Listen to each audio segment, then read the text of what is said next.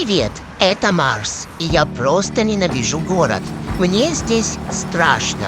На каждом углу шум, гам, машины и дурацкие прохожие. У меня, конечно, красивая попка, но это не повод все время меня трогать. Кожаные тоже не в восторге. Папа, например, все время стоит в пробках, из-за чего постоянно опаздывает. А соседи-тусовщики каждый вечер что-то допразднуют. Тихо, ты видишь? Кожаная звонит куда-то. И о чем это она договаривается, интересно? О, вкусняшка! Напрошусь-ка я с ними и расскажу вам в следующей серии. А вы давайте подписывайтесь, а то что, как не родные.